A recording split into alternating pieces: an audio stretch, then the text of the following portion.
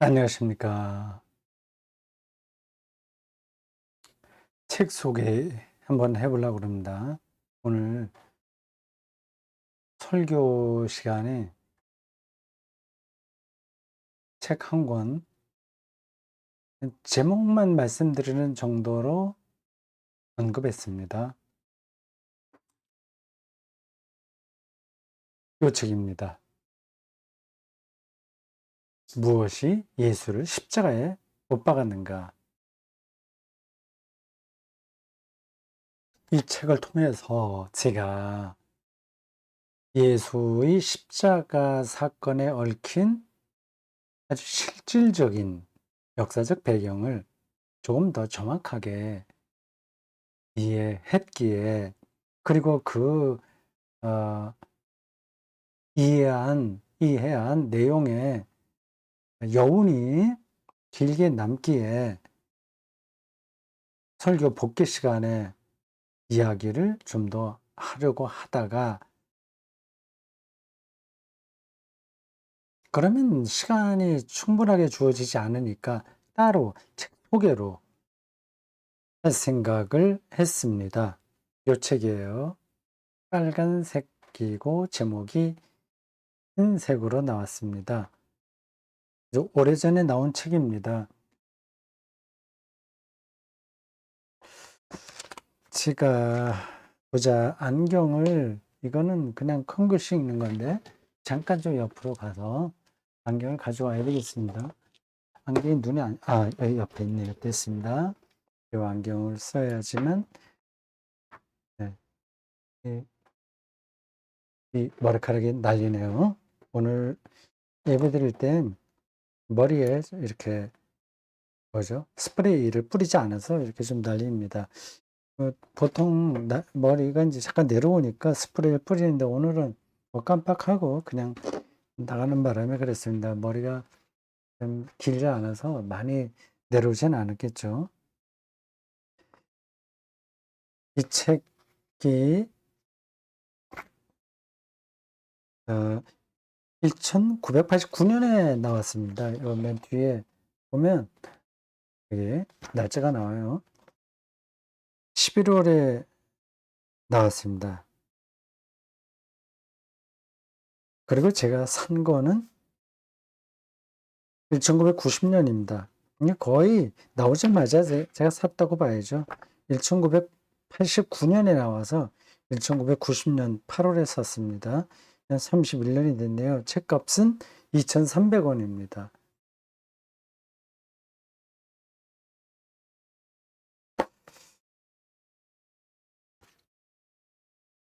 이 책을 쓴 사람, 그거 먼저, 이 책이 지금도 구할 수 있는 건가 해서 교보문고에 들어가 그 제목을 쳐봤습니다. 그랬더니 어떻게 뜨냐 하면, 무엇이 예수를 십자가에 못 박았는가. 이 책 사진도 안 나오네요.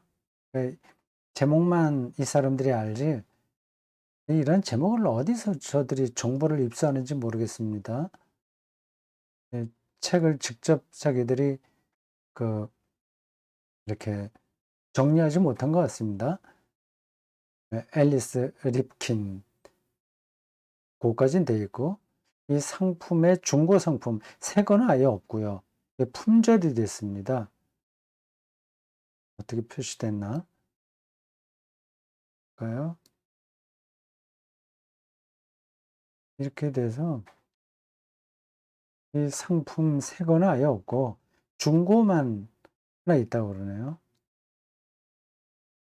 품절입니다. 이거 좋은 책인데 음, 구할 수가 없나 봐요.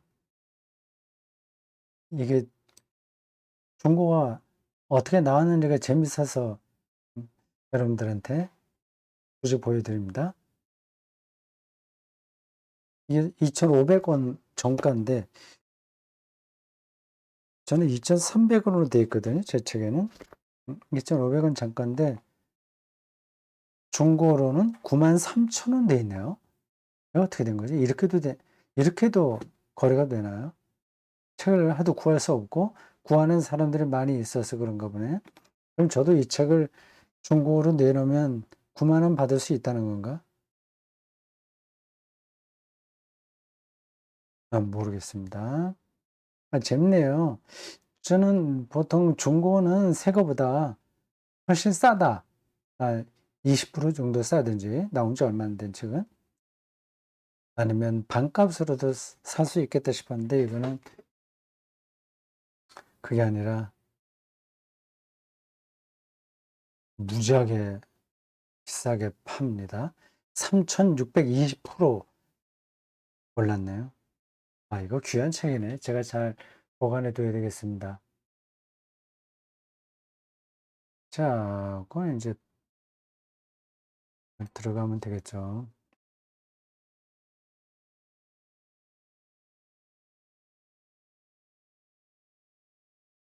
이 책을 쓴 사람이 앨리스 리브킨이라고 합니다. 이름이 익숙하지 않죠? 자세하게 저자에 대한 설명이 여기 나오지가 않습니다. 옛날 책이라서 그런 것 같아요. 이 번역한 사람이 뭐 역자 후기라도 좀 썼으면 좋은데 그렇지도 않네요. 목차가 나오는데 여기에 전혀 그게 없어요. 이 저자 소개가 없습니다. 맨 뒤쪽 뒷표지에 간략하게 이렇게 나옵니다. 앨리스 리브킨은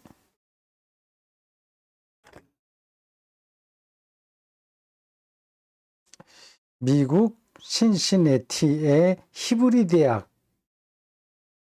유대인 대학교인가 봐요. 히브리 대학 유대교 종교연구소에 재직하면서 유대사를 강의하고 있다. 이렇게만 나와요. 아쉽네. 이 사람은 당연히 유대인입니다. 유대 역사를 전공했다고 하죠. 기독교인이 아닙니다. 이건 신학책인데 특이해요. 신학자가 쓴 게 아니라 뭐 가톨릭 신학자도 아니고 개신교 신학자도 아니고 성공의 신학자도 아니고 동방교회 신학자도 아닌 유대 신학자입니다. 유대교 신학자예요.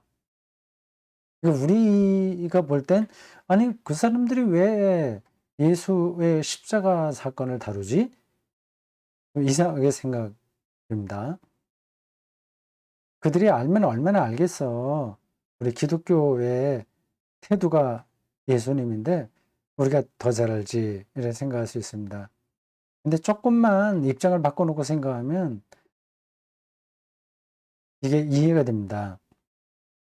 예수님이 유대인이었잖아요. 자기 스스로 유대교를 더 이상 따르지 않겠다 말씀하신 적이 없습니다. 율법을 새롭게 해석하고 지양 끌어올리긴 했으나 부정하지는 않았습니다. 마태복음 어딘가도 나오죠. 율법을 뭐라고 정확한 워딩이 뭐죠? 율법을 폐기하려고 온 게 아니라 완성하려고 왔다. 그렇게 말씀하셨죠? 그게 초기 기독교의 입장이기도 합니다. 그게 예수님은 유대인이에요. 유대의 랍비이기도 합니다. 그리고 유대의 선지자 전통에 서 있는 사람입니다. 그리고 이 리프킨의 편을 빌리면 카리스마를 지닌 사람들 중에 카리스마를 지닌 사람. 그러니까 카리스마로 나타나는 활동한 사람 중에서 가장 으뜸되는 인물이 바로 예수다 겁니다. 그러니까 유대 전통에 철저하게 서 있는 사람이 바로 예수니까 유대의 역사를 전공한 그들이 예수 십자가의 원인을 말하는 게 저는 이상한 게 아닌 거죠. 이 재미있습니다. 예, 유대인 학자가 기독교의 출발에 일어났던 가장 역사적 으로 큰 사건인 예수 십자가를 조명했다고 하는 겁니다.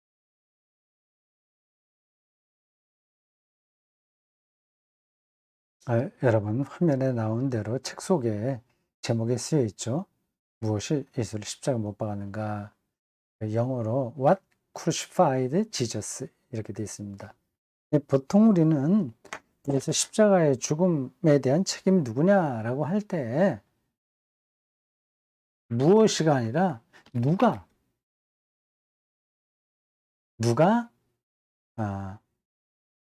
못 박았는가? 보통 그렇게 많이 얘기합니다. 사람에게 초점을 맞춰요. 근데 이 리프킨은 무엇이라고 합니다. 네.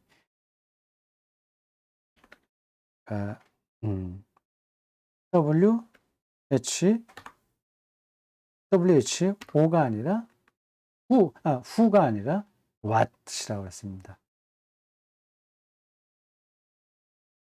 처음에 이 제목을 보고 좀 특이하네 이런 생각을 했습니다. 누가 예수를 십자가 못 박았을까? 그렇게 해야지 자연스러운 거 아닙니까?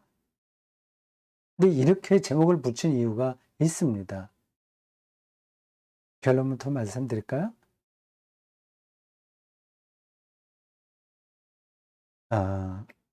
그가 볼 때 예수 십자가의 책임은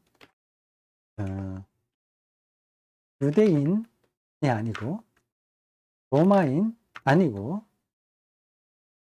로마 체제다. 보통 기독교에서는 유대인이 예수를 죽였다. 그렇게 생각을 합니다. 복음서에 나와 있는 이야기들을 쭉 따라가다 보면 가야바로 이렇게 대표되는 산헤드린 종교 최고 법정에서 예수가 신성 모독이라는 선고를 받고 그들에 의해서 로마 총독 빌라도에게 고발당하여 사회 소유죄로 십자가 처형을 받았다는 겁니다. 그러니까 결국 그 예수 십자가 책임은 유대의 고위층 인사들에게 돌아가죠.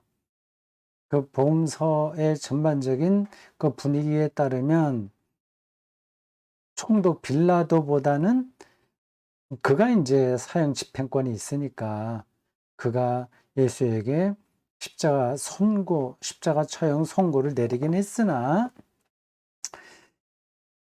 그 예수 십자가 처형의 직접적인 그 장본인은 조금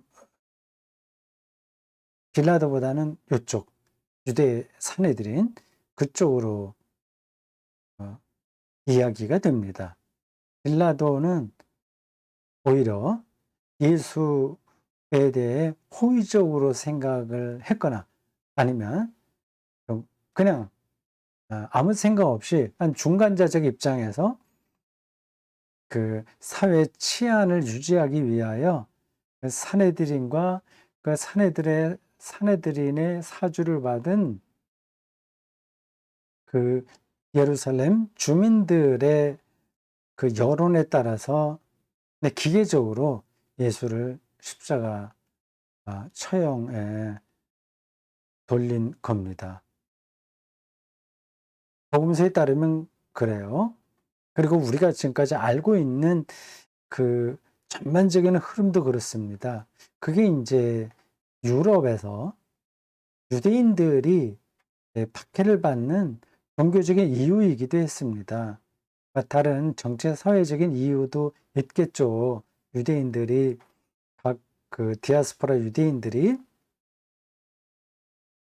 오랫동안 다 유대인들은 디아스포라로만 살았습니다.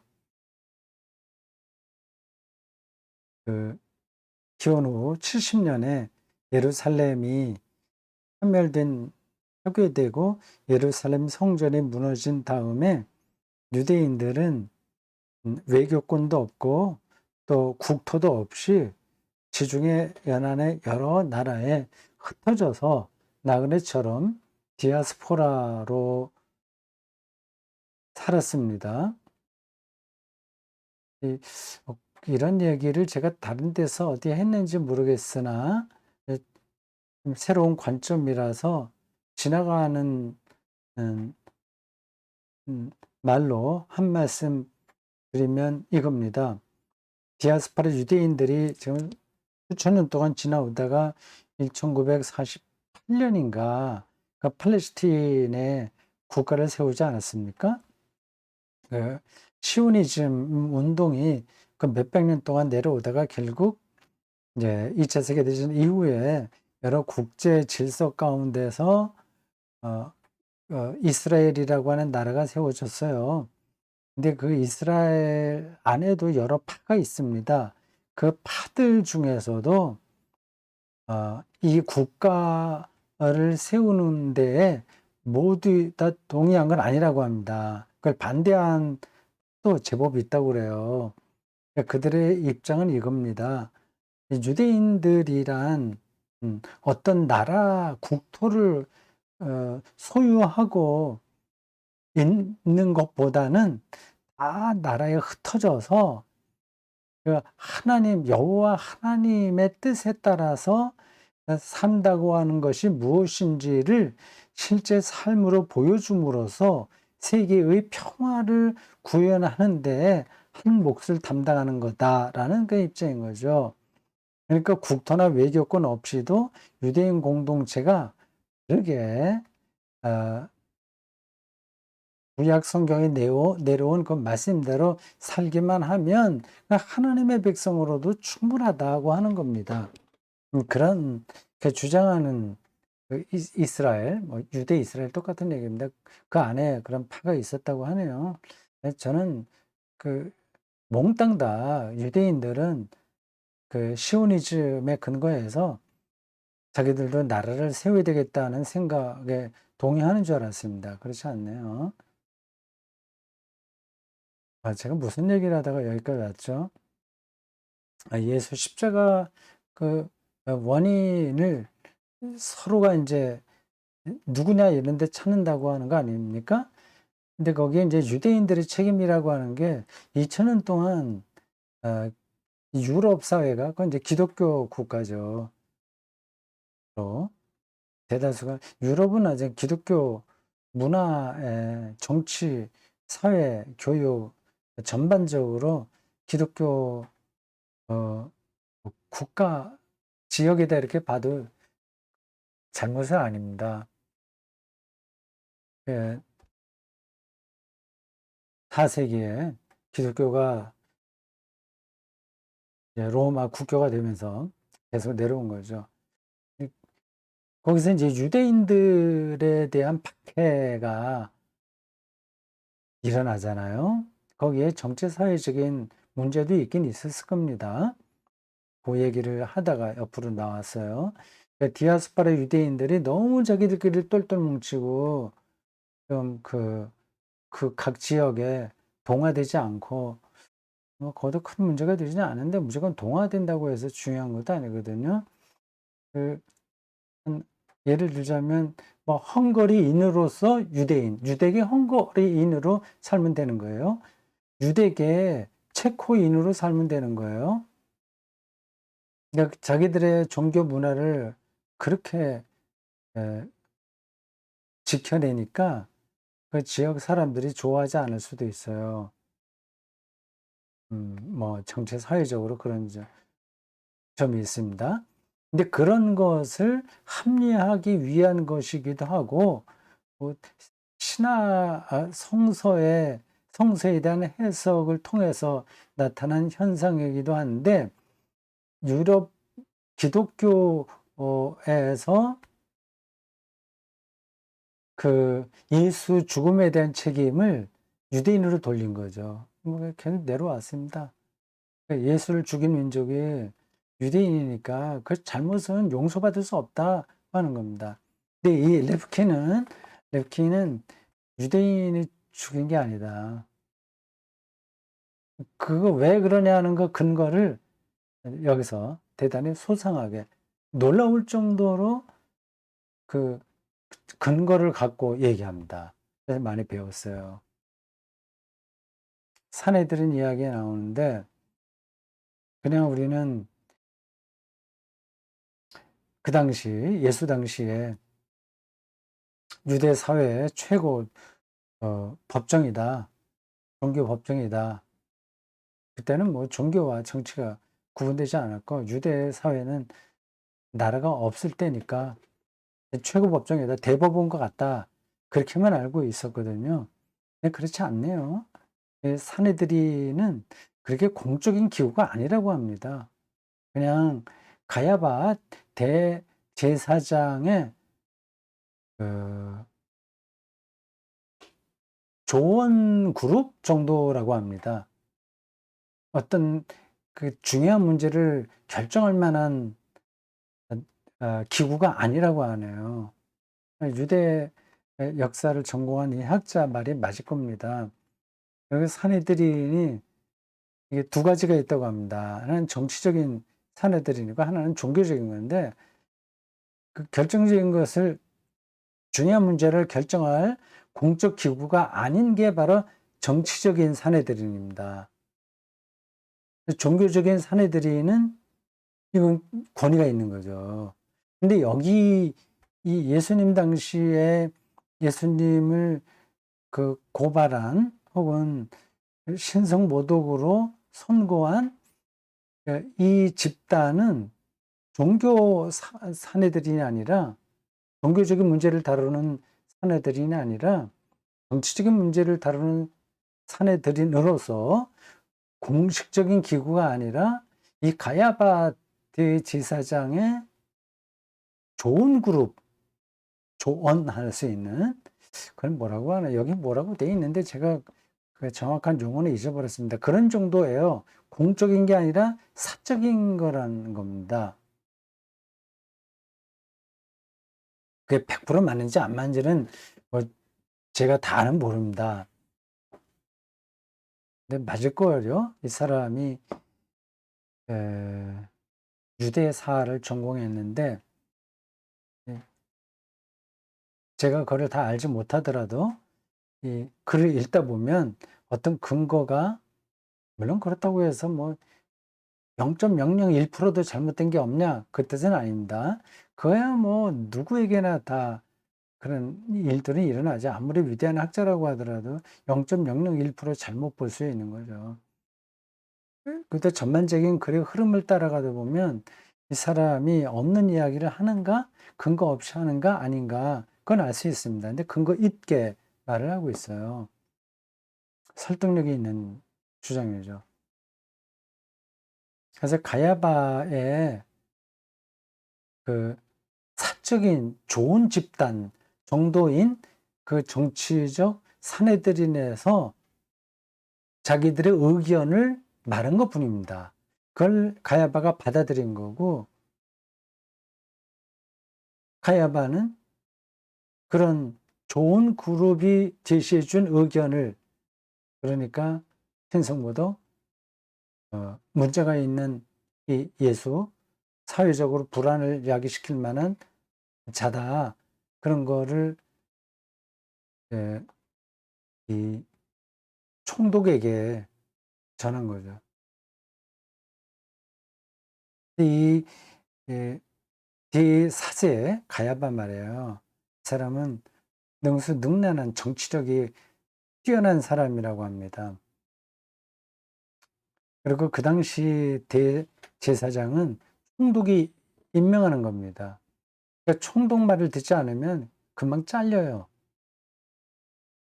그 총독이 뭘 원하는지를 아주 잘 알아서 미리 알아서 그 총독이 원하는 쪽으로 이 여론을 만들어가는 사람이 제사장이었습니다. 대제사장. 가야바죠. 가야바는 능력이 좋아서 여러 총독에 걸쳐서 대제사장 노릇을 했다고 합니다. 이 리프킨에 따르면 유대인이 산헤드린에서 결정했다고 하더라도 그거는 유대인들의 책임이 아니다. 고 해요. 거기에 대한 이야기를 대단히 소상하게 여러 가지 이야기하는데 재미있었습니다. 그걸 나중에 조금 더 이야기를 할게요. 시간을 제가 일단 보긴 해야 되는데, 우리가 생각했던 것보다 그 당시에 정치 사회적인 그 메커니즘이 대단히 복잡했습니다. 복잡했다고만 말하기는 힘들고 단순한 면도 있는데 명백했습니다. 우리가 알고 있는 거하고는 다를 수 있다고 하는 거죠. 이 사람이 이 책에서 계속 밀고 나가는 그 논점의 하나가 부체제설이라고 하든가, 그 정확한 용어를 제가 지금 말씀드릴 수 힘드네요. 있는데 이 개념은 이런 겁니다. 식민지잖아요. 그 유대 사회가. 그 자기들의 전통이 있잖아요. 나라는 지금 잃어버렸습니다. 찾으려고 해도 할 수도 없죠. 로마가 하도 막강하니까. 그, 그 유대라고 하는 나라라기보다도 민족들이 있고, 예루살렘 중심으로. 그쪽을 다스리는 총독이 있는 겁니다. 이 양쪽이 서로 대립하면 서로가 불편한 거예요. 그러니까 두 체제설을 받아들이는 겁니다. 어, 그걸 뭐라고 하나? 양쪽이 균형을 맞도록 어느 임시록을 봉합한 거죠. 충돌이 되지 않도록 어떤 경계선을 지은 겁니다. 그러니까 유대인들은 종교적인 문제에서는 우리가 양보하지 않는다. 또한 동시에 그 종교적인 것만 로마가 인정해주면 다른 정치적인 문제들은 노코멘트 하겠다. 이겁니다. 유대 쪽의 입장은. 그리고 로마 쪽의 입장은 그래, 정치적인 문제만 당신들이 우리 말대로 따르면 종교적인 것은 얼마든지 들어주겠다. 자유를 보장한 거죠. 이건 뭐 맞는 얘기입니다. 그러니까 그 적정한 그 자리에서 경계가 지어져서 서로가 잘 돌아갈 수 있었던 거죠. 만약에 어떤 이 총독이 이 두 체제에 그 정확한 용어는 자꾸만 떠오르지 않네. 두 왕국설. 말하자면 그 마틴 루터가 말하는 두 왕국설하고 비슷한 겁니다. 두 왕국설. 츠바이 라이히 레리라고 하는 게 있어요. 그걸 이제 루터가 자기 영주들하고의 관계에서 기본 개념으로 삼았습니다. 영주의 영역이 따로 있고 그 영주가 하는 일에 대해서 교회가 일일이 왈가왈부할 수 없다. 그리고 우리 교회가 하는 일에 대해서 영주가 왈가왈부해서는 안 된다. 이겁니다. 이러한 그 루터의 주장에 대해서 불만을 표현한 종교개혁자들도 많습니다. 대표적으로 뮌처 같은 사람이에요. 농민전쟁 잘 아시죠? 그래서 그건 아주 과격한 사람들입니다. 근데 또 그들의 입장에서 볼 때 루터는 대단히 보수적이죠. 현실 타협적이고. 근데 이게 어느 쪽이 옳으냐? 농민전쟁에서 벌어졌던 결과를 놓고 보면 뮌처를 따랐던 뮌처도 그 전쟁에서 죽었고요. 그 사실은 영주들하고 게임이 안 되거든요. 비슷한 겁니다. 유대 사회하고 총독의 그 공권력 이게 마주하고 있는 겁니다. 루터 시대의 영주들과 농민들이 마주하고 있는 것처럼. 이 어떤 게 어떻게 해야 되겠습니까?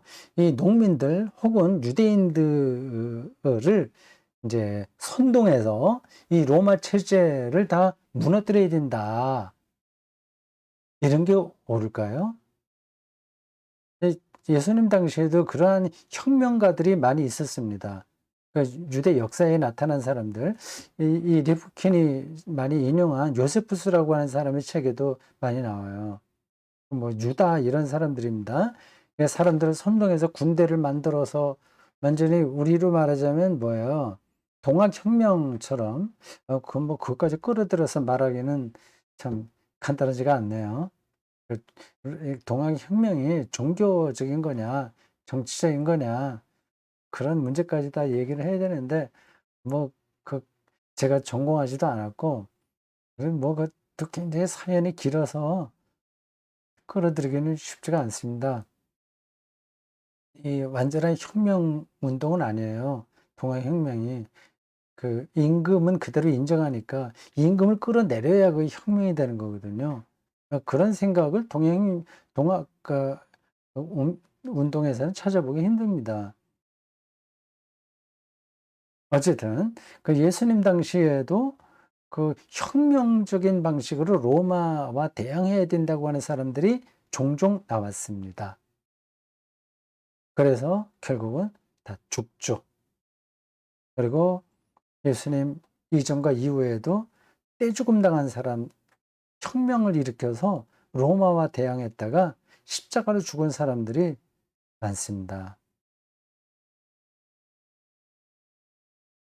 어디까지 선을 지키냐는 문제는 그 당시에 중요한 겁니다. 이게 예수의 십자가 사건하고 연관되는 거예요.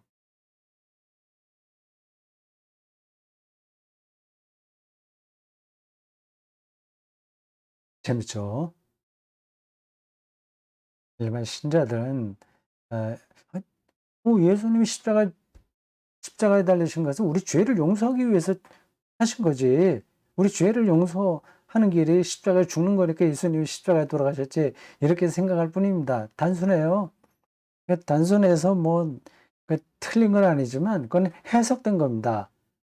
실체적 진실은 원래 따로 있는 거죠. 그거를 우리 죄의 용서라는 교리로 만든 겁니다. 예수님이 인류의 죄가 용서받고 구원받기 위해서는 내가 십자가 죽어야 돼. 이렇게 하셨겠습니까? 상식적으로 그건 말이 안 되죠. 그러셨다고 한다면 십자가에서 마가복음에 나오듯이 엘리 엘리 라마 사박다니 나의 하나님 나의 하나님 왜 나를 버리십니까? 이러한 토로를 하실 리가 있습니까? 예수 십자가는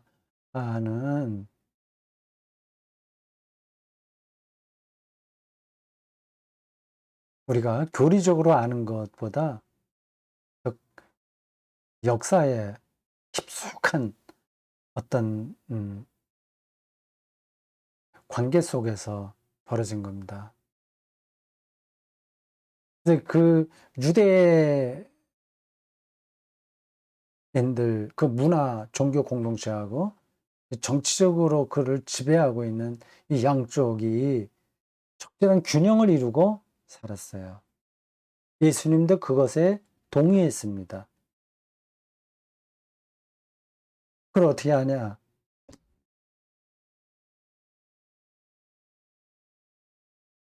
가이사의 것은 가이사에게, 하나님의 것은 하나님에게라고 하는 그 명제에 이런 두 체제 원리가 담겨 있는 겁니다. 유대인들 지도자들도 되게 그렇게 생각했어요. 가이사의 것은 정치적인 거예요. 세금 내야 되고 등등 몇 가지 그런 것들이 있죠. 뭐 그런 거 많이 있을 겁니다. 그건 세금을 내야죠. 예수님도 혁명가라고 한다면 세금 무슨 세금? 그거는 안 돼. 그거는 우리 혁명군에게 바치고 우리가 싸워서 저놈들을 몰아낼 거야. 생각하겠죠. 하나님의 것은 이제 종교적인 거죠. 그거를 그렇게 구분했습니다. 예수님도 그랬고, 바리새파, 그리고 율법학자들, 그리고 정통적인 유대의 지도자들은 다 그렇게 생각했습니다. 근데 그러한 균형을 이루고 이제 지내온 거죠. 이제 가끔 가다가 그 유대인들 중에서 혁명가들이 나타나서 투쟁하다가 로마와 한판 승부를 벌이려다가 부부는 다 거의 다라고 해야 되겠죠. 죽었습니다. 무모한 싸움이었죠.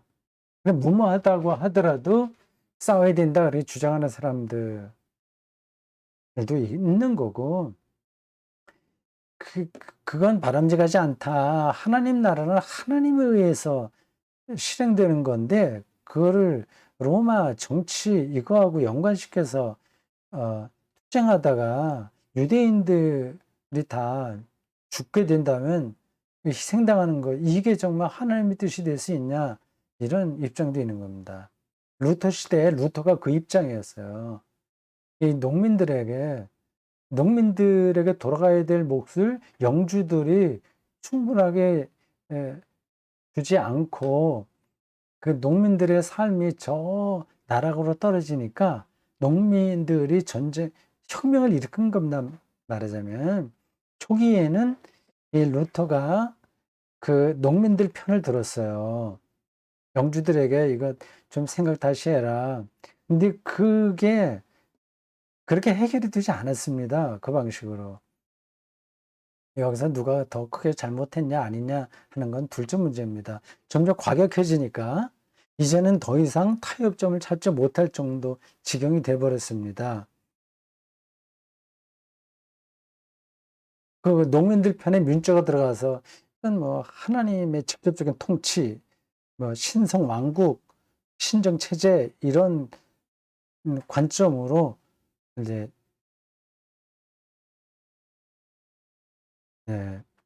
죽음을 불사하고 싸움을 시킨 거죠. 근데 농민들이 다 죽었습니다. 루터는 그거는 다른 길이 아니다. 그래서 나중에 농민들을 비판하는 글을 썼습니다. 그 글이 좀 과격해요. 그래서 그 혁명적인 관점에 있는 역사가들에게는 루터가 비난받습니다. 두 왕국론을 해서 너무 보수적이다.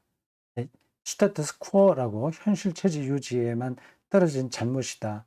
이 루터의 한계다를 비판합니다. 그러나 제가 보기엔 루터가 그렇게 뭐 현실 유지 이런 데 떨어져서 그런 얘기를 한 건 아닙니다. 이 예수의 입장과 제가 보기에는 루터가 비슷하다고 볼 수 있습니다. 뭐 얼마나 비슷한지 아닌지는 그건 뭐 간단하게 말할 수는 없는데 요 부분에서요. 종교적인 것하고 정치적인 세력이 부딪힐 때 이걸 어떻게 풀어내느냐 하는 관점에서 가이사의 것은 가이사, 하나님의 것은 하나님의 것, 그 두 영역을 인정하는 이 임시방편이죠. 뭐 세상에 임시방편 아닌 게 있어요? 이 질서라고 하는 건 다 임시적인 겁니다. 그렇게 갈 수밖에 없습니다. 근데 한쪽에서 혁명적인 거로 하게 된다면 그게 성공하면 역사가 또 크게 발전하는 거고, 역사 발전해봤자 그 혁명을 해서 세계를 새롭게 하는데 그 혁명을 일으킨 세력이 또 보수화가 됩니다. 공산주의도 그랬고, 뭐, 유럽에서 일어난 혁명 운동들의 대다수가 그랬을 거예요. 뭐, 나폴레옹도 혁명인데, 그건 뭐, 결국은 자기가 왕이 되는 거 아니겠습니까? 그 기존의 왕을 끌어들이고 자기가 왕이 되는 거지, 세계를 완전히 새롭게 바꾸는 그런 혁명은 좀 드뭅니다. 공산주의도 마찬가지죠. 그럼 어떻게 해야 되냐? 늘 그럼 서로 두 양쪽이 간섭하지 말고 적당한 긴장을 누리면서 그냥 가야 되냐 아니냐 근데 또 더 생각을 해 봐야죠. 그걸 누가 정답을 내릴 수 있겠습니까? 예수님은 가이사의 것은 가이사에게, 하나님의 것은 하나님에게라는 그 유대 정통 주의자들이 내세웠던 그 두 질서 이론을 그대로 따르셨다는 건 분명합니다. 근데 왜 예수가 로마의 질서를 무너뜨리려는 혁명가들에게나 해당하는 십자가에 죽었냐? 이게 이제 미스터리인 거죠. 예수가 그렇게 선동하지는 않았으나, 아, 직접적으로 선동하지는 않았으나, 그 민중들이 그렇게 선동받을 만한 인초가 예수의 가르침에 있었다는 겁니다. 예수는 원하지는 않은 거겠죠, 당연히. 그렇게 되지 않기를, 카오스로 떨어지는 걸 원하지 않았겠죠. 혁명은 늘 카오스를 전제합니다. 무정부 상태에 떨어지게 돼요. 일시적으로든지 좀 길게라든지. 그걸 원하지 않으셨는데 그의 메시지 자체가 그런 역동성을 담고 있는 거죠. 그걸 이제 여러 가지로 이분이 설명하는데 그거는 뭐 그냥 그 유대인 학자가 말하지 않은 것을 우리가 본다고 하더라도, 그냥 우리가 일반적으로 알고 있는 신학, 기독교 신학 안에서 본다고 하더라도 틀린 건 아닙니다. 보세요. 예수의 비유 같은 거, 하나님 나라에 대한 비유요. 소원에서 일을 하는데 1시간 일한 사람이나 10시간 일한 사람이나 똑같이 하루 일당 한 데나리온을 받아야 된다고 주장하셨습니다. 그런 세상이 되면 로마 체제가 유지가 되지 않죠. 이 세상이 바뀌게 되는 거죠. 그리고 그러한 세상에 대한 희망이 민중들에게 자리를 잡게 되면 가만히 있지 않습니다. 세상을 완전히 바꾸려고 하게 되죠. 그 체제가 불안해지는 겁니다. 그러니까 로마 체제는 그 사회를 안정적으로 관리하는 겁니다. 최선이었어요. 그 최고의 목표였습니다. 그게 이데올로기죠. 그걸 가리켜서 팍스 로마나라고 합니다.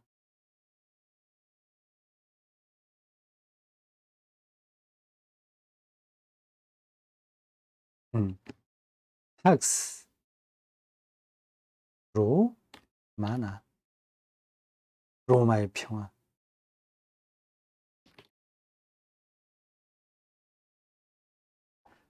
로마의 질서대로 세계가 안정을 찾는 것이 로마의 평화예요.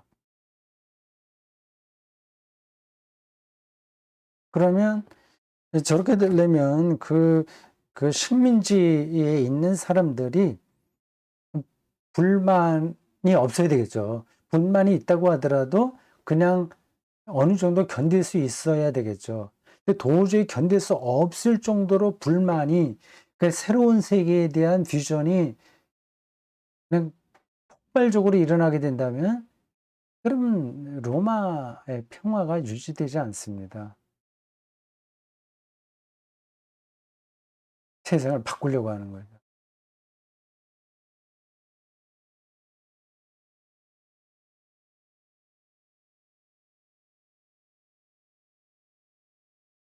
그 유대인들의 입장에서 봤을 때 그 앞에서 그 사내들인을 이야기하면서 정치적인 사내들인과 종교적인 사내들인이 있었다고 했죠. 이 지금 말씀드린 것, 이 체제 안정 이거하고 연관되는 건데, 어, 그 전에 두서없이 좀 말씀드리게 되네요. 그 이러한 두 체제가 안정적으로 유지되는 해야 되는데 가끔 이 양쪽에서 실수를 할 때가 있습니다. 그럼 그게 도화선이 돼 갖고 세상이 혼란스러워질 수 있어요.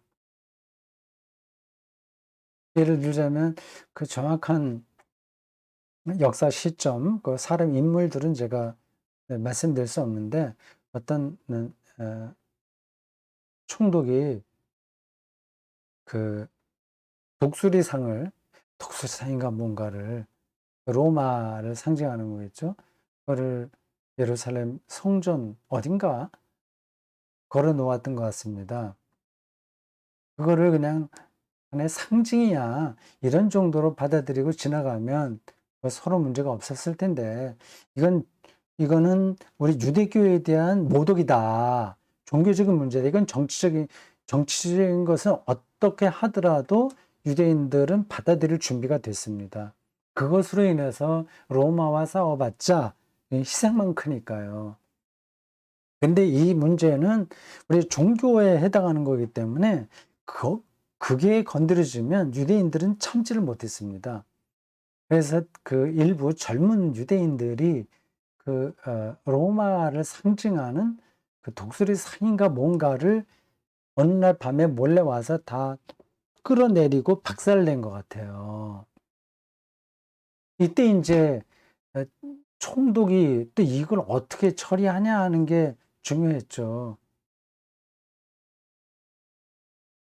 이거는 내가 저 유대인들의 종교 영역까지 침범한 사건일 줄 모른다. 그러니까 좀 적당하게 이 문제를 해결해야지 이런 생각했다면 다행이지만 그렇지 않았다고 하네요. 그래서 이 총독이 본때를 보여주겠다고 해 갖고 막 수백 명, 수천 명을 십자가에 처형시킨 일이 있었던 거 봅니다. 그런 비슷한 일들이 그러니까 종종 일어난 거예요. 그러니까 휴화산이죠. 유대 땅은 휴화산. 휴화산이라고 하나요? 아니면 언제 뭐가 폭발할지 모르는 아주 위험한 곳이었습니다. 그래서 로마에서 그 총독을 파견할 때 이 유대 지역을 가장 힘든 곳으로 생각했다네요. 유대인들이 특별하거든요. 죽음을 불사하고 그 자기들의 종교적인 권위에 도전이 된다면 모독받는 거죠. 그럼 이제 투쟁하는 겁니다.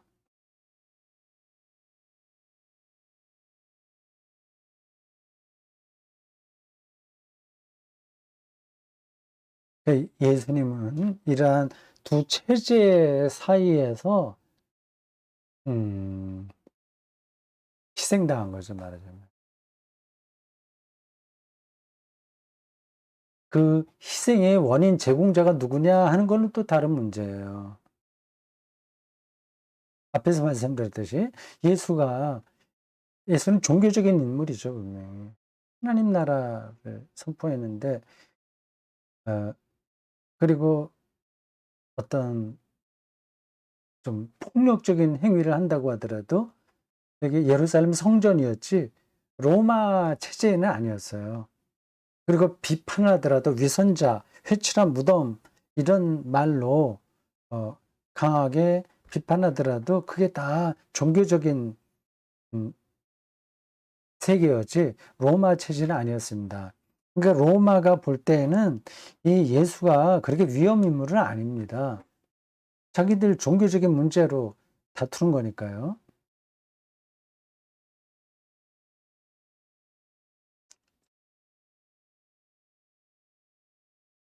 근데 예 종교적인 메시지였고 그 그 삶 자체가 종교적인 것이었는데 그게 사회를 매우 불안하게 만들 어떤 불쏘시개 같은 어 것으로 비친 겁니다. 사람들에게, 유대 집단에게, 유대 그 지도자들에게. 그리고 그러한 조짐들이 또 일어난 거고요. 그 예수라고 하는 특별한 인물 때문에 그게 가능한 겁니다. 그거를 세례 요한하고 연관시켜서 설명하던데 왠지 재미있었습니다. 벌써 50분이 됐네. 뭐 얘기하다가 1시간이 넘지 않아야 되겠습니다. 이거 일일이 다 설명하려면 시간이 더 많이 필요하고요. 제가 받은 어떤 느낌들은 아직 정작 중요한 거는 말씀드리지도 않았습니다. 그거는 말하기도 쉽진 않아요. 이 에, 리프킨의 눈에 비친 예수가 어떤 인물이었냐 하는 거요. 그게 저에게 확 와닿았기 때문에 여태까지 제가 설교했던 예수를 주제로 한 내용들의 그 핵심이 더 분명해졌습니다. 예수는 아주 특별한 존재였던 거죠. 세례 요한도 예수님과 똑같이 하나님 나라를 선포했습니다. 그러니까 그 유대 체제에서 본다면 세례 요한도 위험한 인물입니다. 세례 요한은 헤롯에 의해서 죽었죠. 헤롯도 정치인이니까 뭐 헤롯 분봉왕, 로마 체제, 총독, 그리고 종교적 사내들인과 정치적 사내들인 그 사이에서 있는 그 가야바 대제사장, 그 당시의 유대 사회의 메커니즘이 매우 복잡했습니다. 다 또 나름으로 일리가 있고요. 그런 것들을 송두리 빼버리고 예수를 이해하면 그건 이제 좀 공허하게 되는 거죠. 근데 교리만 남게 되지 교리로 나오게 된 거 실체가 실종되는 겁니다.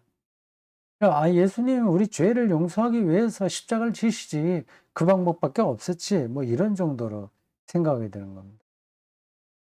세례 요한 똑같이 예수님처럼 하나님 나라를 선포했는데 좀 옆으로 지나가는 얘기인데요. 제가 언제 한번 기회가 되면 그 세례 요한, 예수, 바울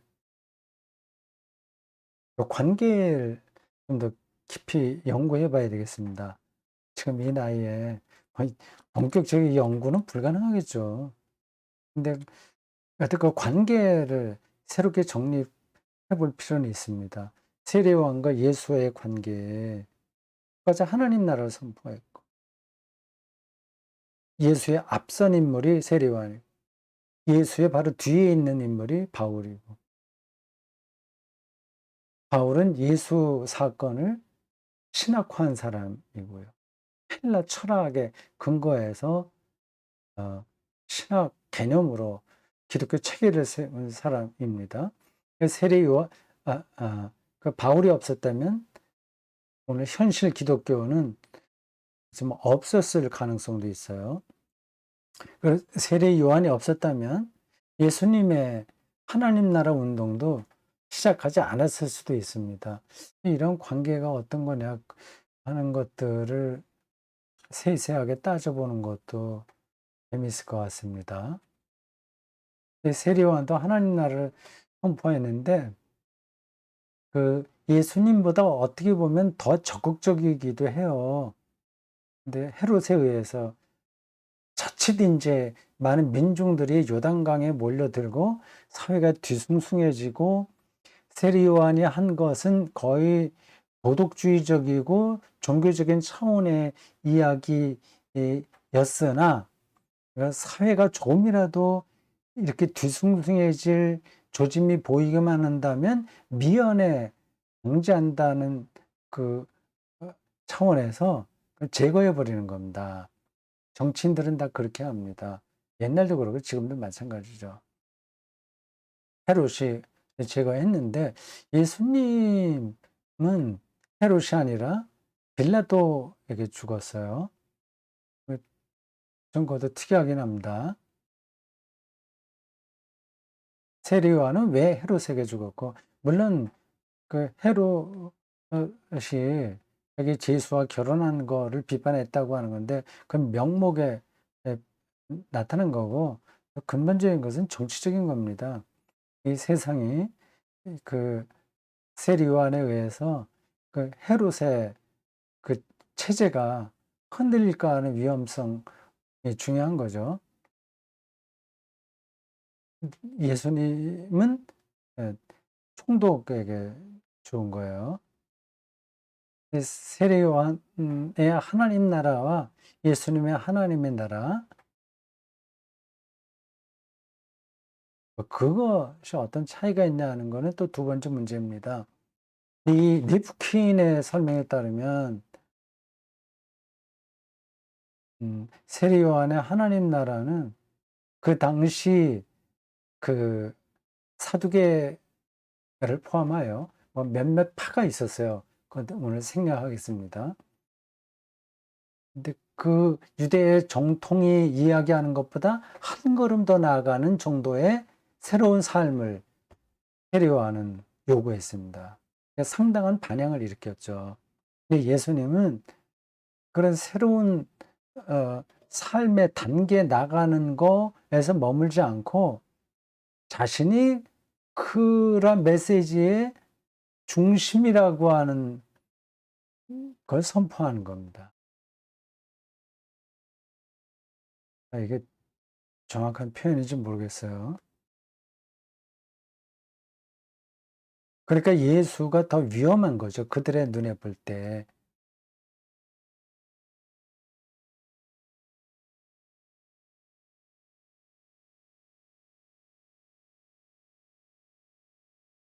하나님 나라가 왔다고 하고 자기를 인자와 동일시 한단 말이에요. 그럼 하나님 나라가 왔다면 이 세상이 그렇게 변화되어야 되잖아요. 혁명을 일으켜라 이렇게 말은 하지 않았으나 세상이 바뀌어야 된다는 생각은 예수의 메시지를 귀담아 들은 사람들에게는 당연히 느껴지는 겁니다. 근데 그런 사람들이 많아지면 총독을 중심으로 한 이 가야바의 이 체제, 가야바는 총독의 하수인이에요. 이 체제에 대해서 민중들이 불만을 느끼게 되는 거죠. 그러게 되면 예수님이 그 체제를 뒤흔들 생각은 없었으나 결과적으로는 그렇게 될 수밖에 없었던 겁니다. 근데 그렇게 민중들의 가슴 속에 어떤 불을 지를 수 있는 그 능력이 예수에게 어떻게 나타났나 그런 것들도 여기서 잘 설명해요. 그게 아주 인상 깊었습니다. 가난한 사람들을 그냥 뭐 어떻게 하나님 뜻대로 살아라 이렇게 얘기하지 않고 그의 영혼은 불꽃처럼 그 가난한 사람과의 연대성, 연민 그런 게 가득했다고 하는 겁니다. 그리고 이사야의 상상력, 예언자적 상상력과 엘리야의 카리스마적 능력 그런 것들을 한 인격체 안에 다 담고 있었다는 거예요. 예수라고 하는 분이.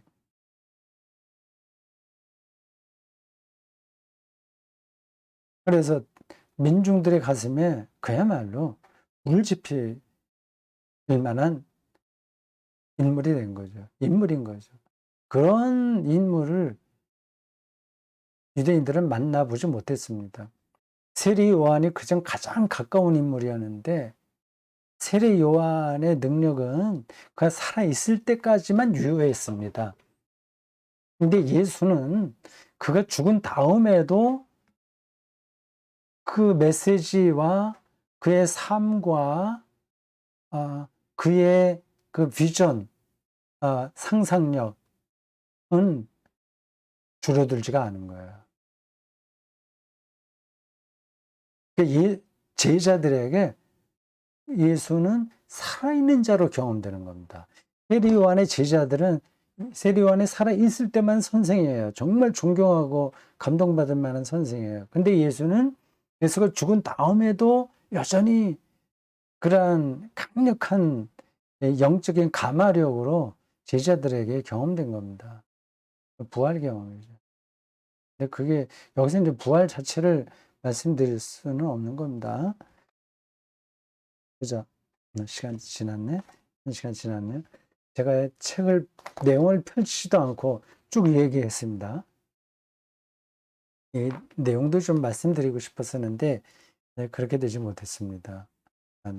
나중에 한번 시간이 되면 여기 나와 있는 몇몇 구절들을 한번 다시 한번 정리해 보고 싶어요. 제가 상당히 강한 인상을 받았기에 책을 펼치지도 않고 1시간 동안 여러분들에게 말할 수 있었습니다. 아직까지도 말해야 될 남아있는 것들이 있어요. 자, 그러한 예수를 우리는 그리스도로 믿고 따릅니다. 오늘 설교에 내가 중요한 게 아니라 예수다. 예수에게 어떤 특별한 사건이 일어났다. 그게 우리에게 영원한 생명을 준다. 그렇게 말할 수 있었습니다. 원래 제가 생각했던 말을 더 확신을 갖고 말할 수 있었습니다. 자, 이 책 한번 읽고 싶어지죠. 근데 품절이 되고, 그리고 이게 헌책을 사려면 뭐 한 권 남았다고 하는데 뭐 10만 원 가까이 되니 안 되겠죠? 자, 여기까지입니다. 수고했습니다.